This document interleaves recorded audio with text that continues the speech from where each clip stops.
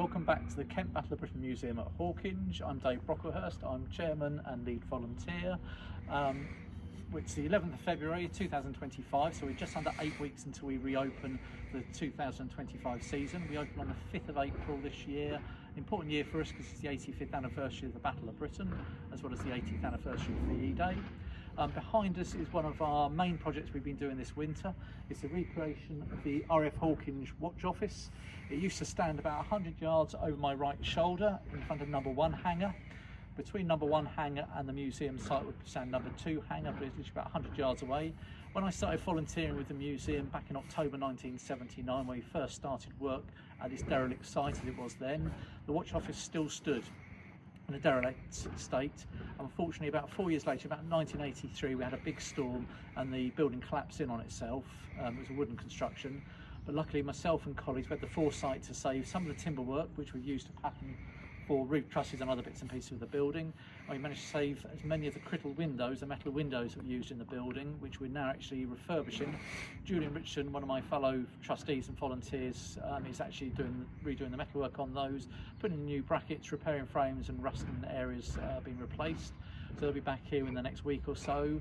And we've produced it. It is about 20% under scale. If we'd put in the original size of building, it would have been too imposing with this diorama scene, if you see, of RAF Hawkinge around me. But it's as close to the original building as we can. It's part of a diorama scene which is a tribute to RAF Hawkinge. So in the grounds we have the watch office looking at the 3 Gate Guardian Hurricanes with a Brocklehurst Bowser, a Fulton End tractor, and of course our groundbreaking monument, the memorial, the Spirit of the Few. It recreates 7 airmen in life size, down to the faces of 7 airmen that flew with 32 Squadron, all were officers that flew out of Hawkinge during the Battle of Britain, and it recreates a famous photograph taken on the 29th of July 1940. In some of those photographs taken that day by Fox Photos, you can actually see the watch office in the background that we've recreated here. You'll see that there's black plastic over the windows and doors at the moment. That's purely because one of our new volunteers, Graham, is painting red oxide on the ones that are ready to be fitted. And the other ones, as I said earlier, are with Julian being refurbished. So as soon as they're back and glazed, we'll get the black plastic off. And we're now going to go on and you're going to see a few photographs of the actual building of this flight hut, from the foundations to the woodwork that we as volunteers have been creating. And it's thanks to your admission fees and donations we'll be able to fund and afford to do this. We should also mention that a dear friend and supporter of the museum, Clive Ellis, died last year. He was producing the architectural drawings for this, which we followed in its build, and the family have donated money from his estate to help fund this project as well. There will be a plaque commemorating Clive's short life. He died last year. He's only 60 years old of cancer, but he was a good friend of ours. So this will be a monument to him as well. But have a look at the photographs, and we're going to move inside and I'll explain what's going to happen in each of the rooms inside the building in a moment.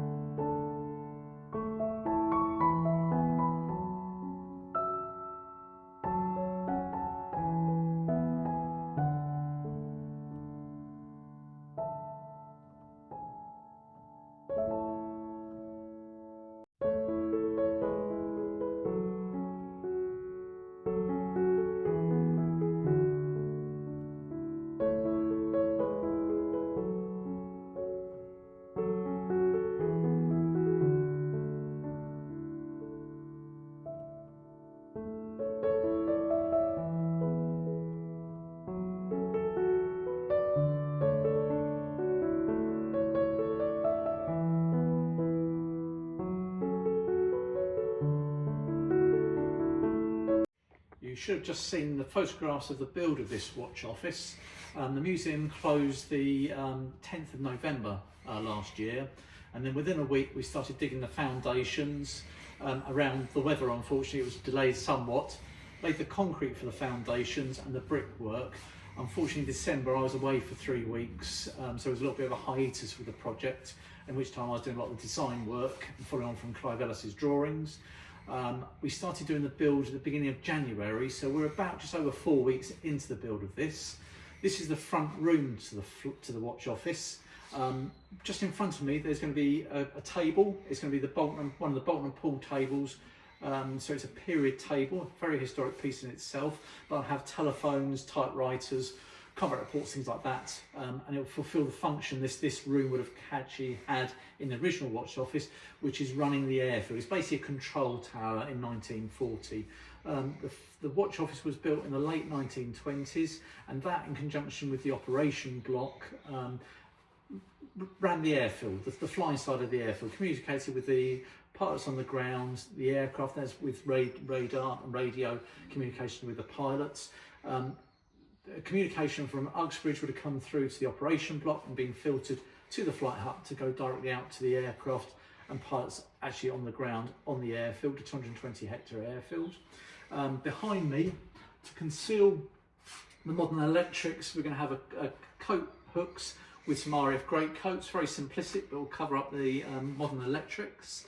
On this wall here will be a map of 1939-1940 southeast England, showing basically 11 groups. So when they're actually plotting aircraft coming in and out, communicating, you can see where they're coming from. The idea is that some of the typewriters, we'll probably get some copy combat reports, so kids can come in and actually possibly type out some of their combat reports. We'll certainly be doing that with schools because we want to improve our education facility on site here. And if we follow through into the next room, the rest of the building is actually going to be a 1940s house. The main room here is going to be a 1940s front room. So yesterday we were down at Brighton, and Brighton and Hove Museum very kindly donated this 1930s fire surround. It's been temporarily pinned in at the moment, so we're going to be putting a hearth and a bit of a chimney stack behind, and we've got a beautiful fire guard that go in front of there. And this will be a typical 1940s front room with chairs, rugs. We haven't used recycled floorboards, they were not financially viable to us, so we've actually put in modern floorboards where we stained them down with stain donated by brewers in Folkestone to give it the oak effect. One of the local tapestry organisations in Folkestone hopefully going to produce some rag rugs, so you get the old bit of Hessian and put bits of rags through, so that'll be in front of the fire. We'll hopefully have the 3 typical ducks flying up the wall that you would see in a typical 1930s and 40s house. But the idea is that if there's volunteers available, people will be brought in here so they can actually see how we lived in 1940. We're not sure if we've got the space. We may put a Morrison shelter in the front. We have got one of those on show in the Lord Dowding hangar, so we may or may not do that, depends on the space we have. Sadly last year the Old Forge tea rooms and museum in Sittingbourne had to close, which is a great shame. My heart goes out to them, but they thankfully donated a lot of items to the Ramsgate tunnels and to ourselves, so a lot of this is actually going to be used or donated from the Old Forge. Alongside us is a smaller room, similar in size to the flight hut, and that's going to be a 1940 kitchen. So there's going to be a butler sink in the corner. We've hopefully got a larder cabinet being donated by the Brighton Museum, so we're going to recreate that. So when you come to the museum, a lot of museums you go to, every museum has got a Spitfire flight simulator. Here we try and do things differently. We don't want to just be a normal run-of-the-mill museum. We like to stand out and do things differently. This is going to be a sort of start of our interactive side of the museum where you can actually come in. We're hoping to have reenactors here several days a week, hopefully as many as possible. So we may even have sort of a couple living a 1940s life actually in the building, interacting with the customers. Some of the volunteers are RF reenactors. So outside, through the window, just over my left shoulder, that is going to be part of a dispersal area on nice sunny days. There's going to be the Don't Come and Tell Ring Like Hell, the scramble bell on the side. We'll have some Lloyd Loon chairs outside. And on certain days, some of the volunteers and some of the reenactor friends will be dressed up as RF pilots, recreating a typical scene of RF Hawkinge in 1940. And we may even have some reenactors in the actual front room of the watch office, fulfilling the job with warrant officers, taking communications, things like that. So it's something new to see for the museum for this year. Thank you for listening to this. We hope you'll come and visit us. As I said earlier in this video, we reopen on the Saturday the 5th of April for the season, open Tuesdays to Sundays, closed Mondays except for the bank holidays, and we look forward to seeing you soon. Thanks for joining us.